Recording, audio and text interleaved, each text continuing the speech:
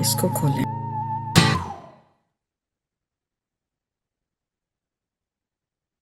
Good afternoon, everyone, and welcome to Sacred Storytelling, Interfaith Story Circle.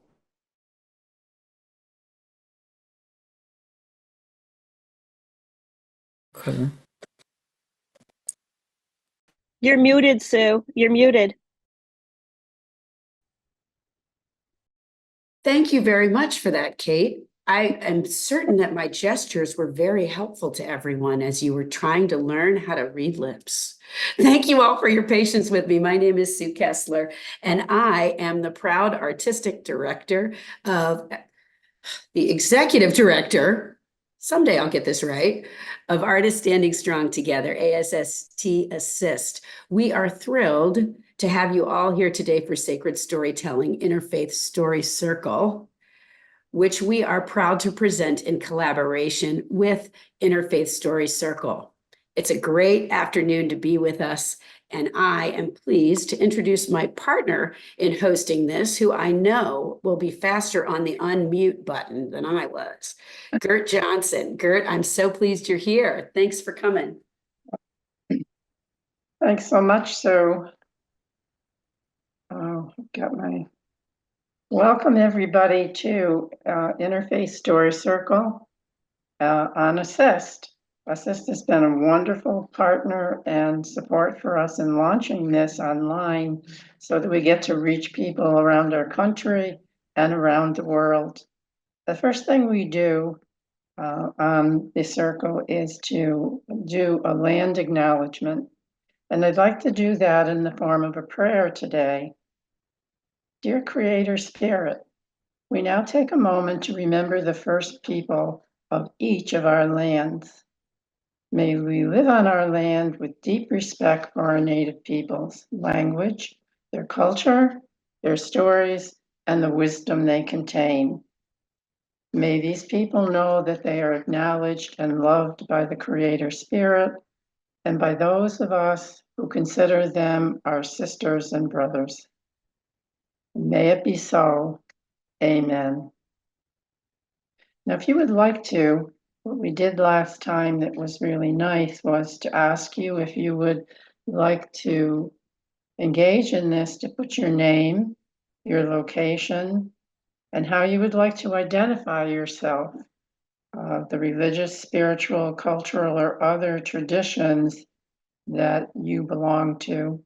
If you would place that in the chat, and we'll take a minute or two to watch that scroll by in silence.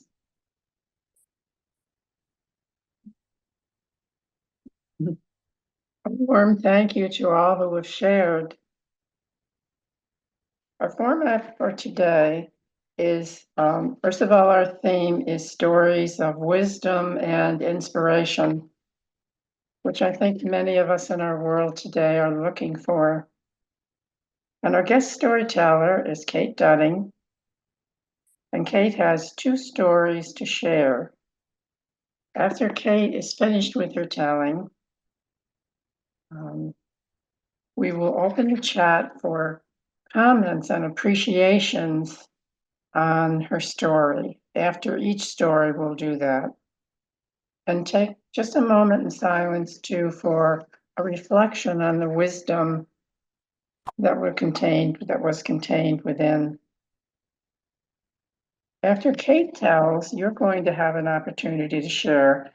The first half of the circle is being recorded when Kate is telling, and the second half of the circle, when we open it to open telling by all of us together, is not going to be recorded, in order to encourage you, if you have something personal to share, you feel comfortable doing that.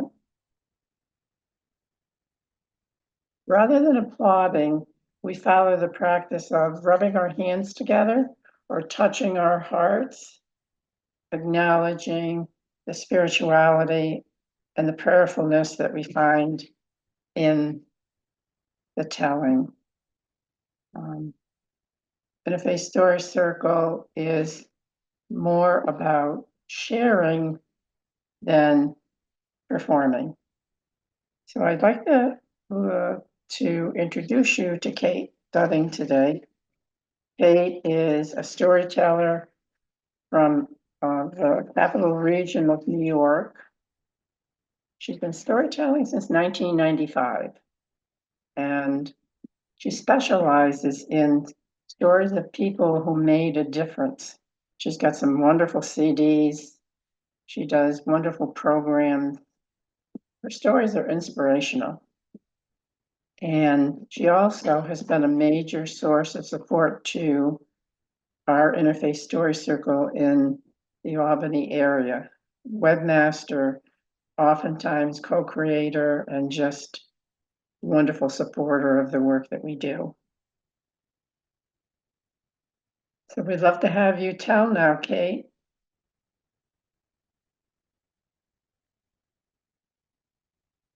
There you go. Thank you, Gert. My first story is called Peace Circles. As a child who was raised Catholic, I was taught the golden rule: do unto others as you would have them do unto you. I assumed as a child it was the only golden rule. But at an interfaith story circle in this area, Capital District of New York, I discovered there were many golden rules. For instance, the Jewish golden rule from the Talmud is, what is hateful to you, do not do to your fellow men. That is the entire law. All the rest is commentary. The Muslim golden rule is, none of you truly believes until you wish for your brother what you wish for yourself. This is a story of people who followed their golden rules. In February of 2015, an Arab extremist killed 2 Jews and injured 5 others as they left their synagogue in Copenhagen, Denmark. This attack caused Jews in Oslo, Norway, 600 miles away, to grow fearful. Jews make up a very tiny minority in Norway. There are only 1,000 Jews in the entire population of 5 million Norwegians. After this attack, a group of Muslims between the ages of 17 and 37 decided to do something, and they used a 21st century tool, Facebook. They used Facebook to advertise that they wanted to form a demonstration of support for Jews in Oslo the coming Friday. They wanted the Jews, as they left their Friday Sabbath prayer service, to find themselves surrounded by a ring of supporters. So that Friday, just a few days after the attack in Copenhagen, there was a ring of a human chain of 1,000 Muslims and other Norwegians formed around the only synagogue in Oslo. It was dark and freezing cold. People were bundled up in their winter coats and scarves, holding hands and chanting, "No to anti-Semitism, no to Islamophobia. No to anti-Semitism, no to Islamophobia. No to anti-Semitism, no to Islamophobia." Zishan Abdullah, one of the Muslim organizers, said, "We 150,000 Muslims are a minority here in Norway. We only represent 3% of the population. So we understand that the Jews, who are a much, much smaller percentage of the population, must feel really vulnerable after the attack in Copenhagen. We came together outside their synagogue to show the Jews that they are not alone." Islam means protecting our brothers and sisters, regardless of their religion. That statement kept on reverberating in my head. Islam means protecting our brothers and sisters, regardless of their religion. And then I realized that was just another way of saying their golden rule. None of you truly believes until you wish for your brother what you wish for yourself. However, these Muslims in that ring around the synagogue in Oslo did more than wish. They had acted. A week later, the Jewish community also acted. They reciprocated by organizing a solidarity ring for Muslims around a mosque in Oslo. Many people were there, including the president of the Jewish community in Oslo and the Secretary General of the Islamic Council of Norway, and a priest who spoke at the event. There's a lovely photograph online of two of these gentlemen smiling at each other.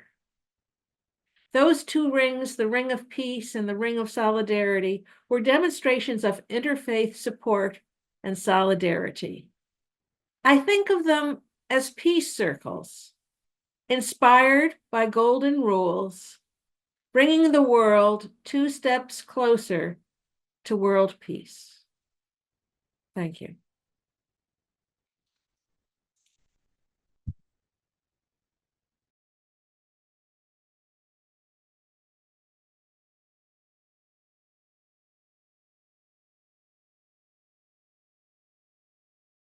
Gert, you want to unmute your microphone for us so we can reflect a bit.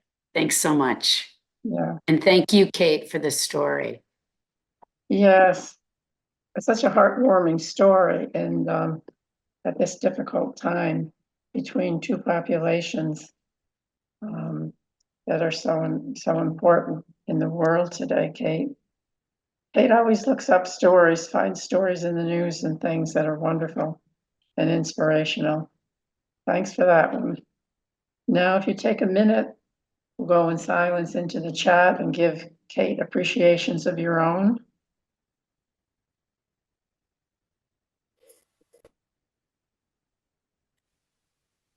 So I think I need to be muted. Can you hear me? Mm-hmm. Yes? Yes. Oh, okay.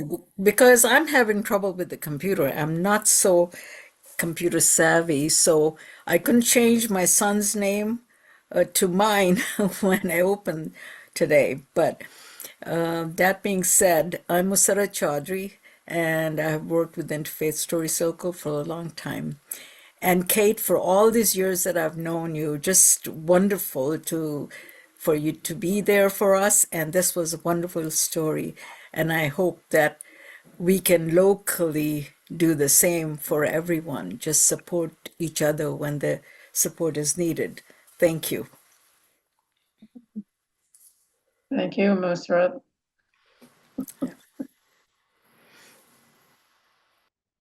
I believe Kate has another story to tell us as well. Yes, I do. This one is called Keep Calm and Carry On. I saw that sign in September of 2020. Keep calm and carry on. It's a red sign with white printing and a crown at the top. It was created during World War II in Britain. When, Britain suffered so during World War II with the population, with the bombings and the Air Force shrinking. Well, everyone suffered during World War II. And this sign, keep calm and carry on, I guess worked for them. But in September of 2020, it did not work for me. You remember September of 2020, the first September of COVID. There were shelves, not just one, shelves in grocery stores that were empty. Hospitals and their morgues were overflowing, and there was no vaccine in sight. Plus, Trump was running for re-election. And they're telling me, keep calm and carry on. I found it annoying and trivial. I just was upset, and it didn't help at all. Now, many people, when they're upset, they turn to their religious holy books for guidance. I don't practice a religion, but I'm a storyteller. And usually when I'm upset, I go looking for folk tales to help me with my situation. Now, folk tales are old. They predate Gutenberg and his printing press. And the only reason we know them is that every single generation thought that they were so important, they taught them to the next. And it went that way for centuries until their books were being printed and so forth. But there's great wisdom in this tale because so many people have believed in them. But in September of 2020, I did not look for any folk tales. Luckily, very luckily, this one came to me. Very near where I live is Cafe Lena, the oldest continuously operating folk music venue in the United States. For probably a half dozen years before COVID started, they had a storytelling open mic once a month, which I participated in. And that would start with a featured teller for 30 minutes and then the open mic. But once COVID started, they were, by law, they could not hold a public venue, a public performance. But they did have permission to have 10 people in Cafe Lena at one time, socially distanced and masked. So, and they had renovated the cafe 3 years earlier so that they could do live streaming. So they were all set for COVID, not even knowing that it was coming. So they changed the format to having 3 featured storytellers once a month. And in October, one of them was Fran Yardley from west of Lake Placid, New York.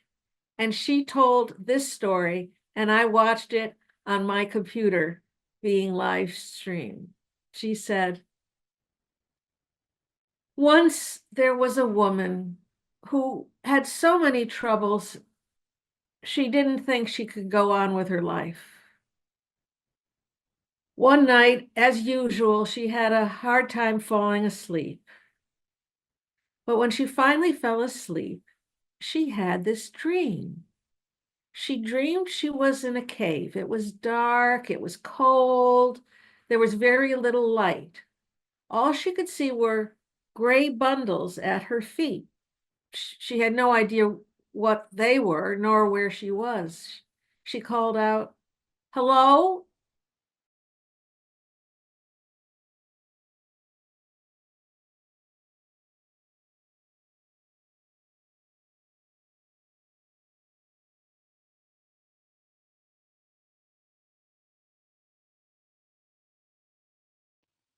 Everyone has a bundle of troubles on their left shoulder. She looked surprised. She looked surprised, and but she looked, and indeed she had a bundle, a gray bundle on her shoulder. And the man said, "You may take your bundle off of your shoulder and put it down, but before you leave this cave, you must pick up one of these bundles." Oh, I will be glad to get rid of these. And so she put the bundle down and quickly started opening the other bundles. And no, I wouldn't want that. No. And she looked at all of them. It took a long time. But finally she decided, I want this one. And she put it on her shoulder. And good. And the man said, no. I have a few things to share with you. Do you realize that you picked up the bundle you brought in? I did. Well, you're right. Well, at least now I know this is the best bundle for me. And he said, no, there's one more thing. I don't think you've noticed, but you have a bundle of blessings on your right shoulder. And she looked, and indeed there was a bundle there, but it wasn't gray. No, it was made of gold and silver threads and other threads in the colors of stained glass windows.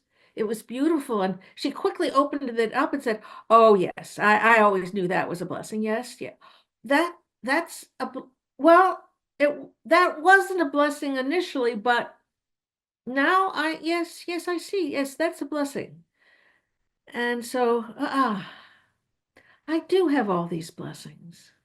So she closed up that bundle, put it on her right shoulder, and she looked up, and the old man was gone. And then she woke up, and she discovered it was daylight. I can't remember the last time I slept through the night. And oh, the sun is so warm on my face, I don't remember feeling that. And she listened, and the birds are singing. You know, I'm sure they were singing yesterday, but I didn't hear them. And then she thought about her bundles of trouble and blessing. And she smiled and said,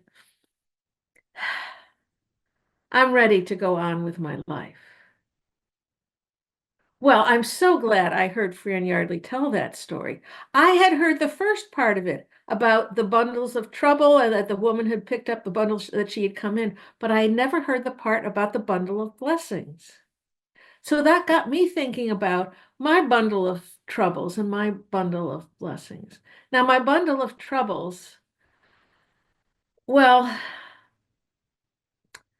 one of the troubles is that the decade between when I was 32 and 42, each of my parents died of cancer, and my best friend was killed in an automobile accident.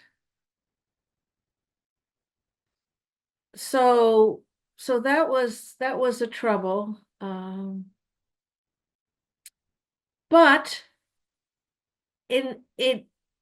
I learned about storytelling after they had died, and I eventually realized that if I created stories about them, I would always remember them as they were.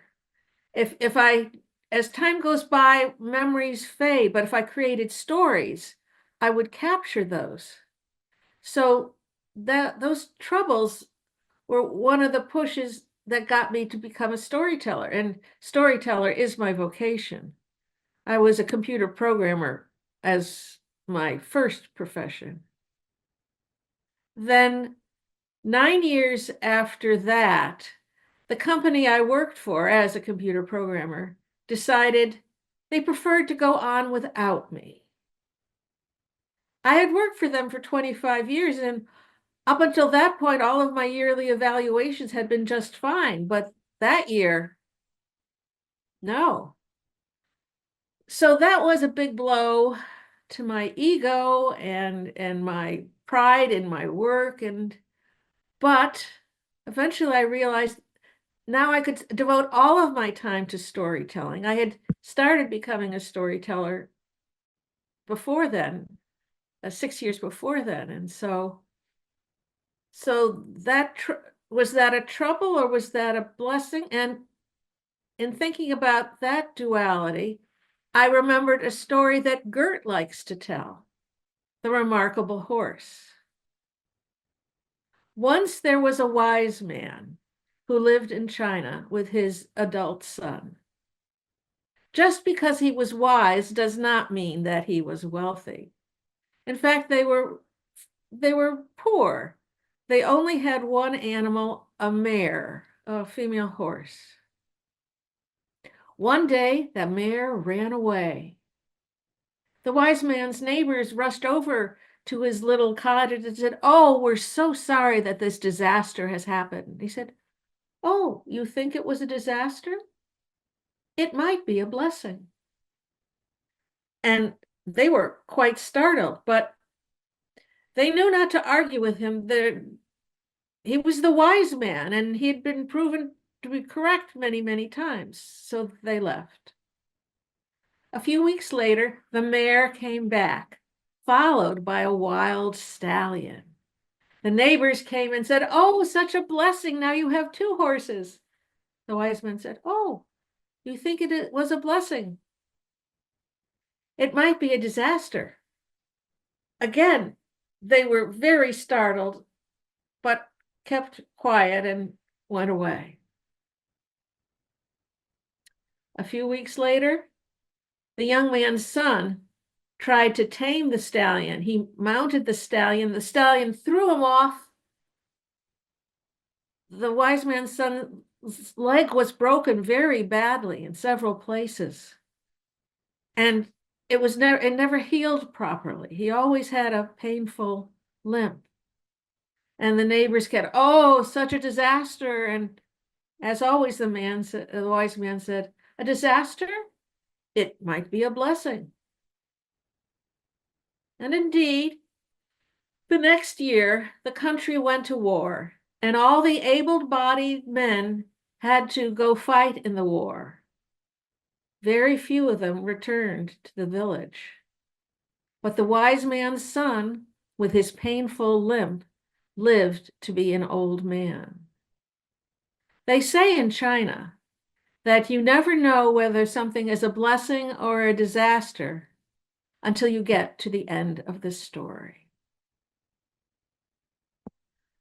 So now I'm thinking about that tale and the blessings and the troubles. And then the sign came back to me. Keep calm and carry on. And I added that to the mixture of thoughts going around in my mind. I finally decided that I will try my best with my bundle of troubles and my bundle of blessings to keep calm and carry on until I get to the end of my story. Thank you.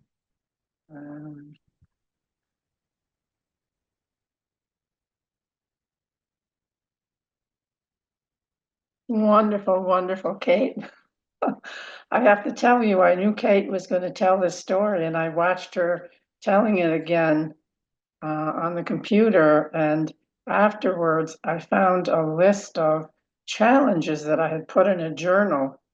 And underneath each challenge, I'd never done this before, I wrote the blessing that had come out of it. In other words, there were the troubles that I had had. And it's got a wonderful visual image with this story too. Very well told, Kate, and so thoughtful. What a beautiful connection between the stories and how they live in our personal lives and the meaning they carry. Anyone like to respond to Kate with appreciations in the chat? Please do that now if you would. Okay, we've arrived at the point where we're going to open the circle for all of you, any one of you who's with us, and encourage you to share stories of your own. They can be stories from the traditions that you belong to, stories that you drop in your mind. Like Kate was saying, she was searching for the stories of that would comfort her and give her inspiration at that point in time. I think we all have little bits, and some of those stories are personal. We would ask you to think about sharing rather than performing. And we'd ask you to try to keep that to 10 minutes or under so that we could have more people share, and encourage you by letting you know that you don't have to share with us every first story. You can share with us a story, and if you feel one spontaneously bubbling up in you as you hear the one person before telling, we encourage you to do that too.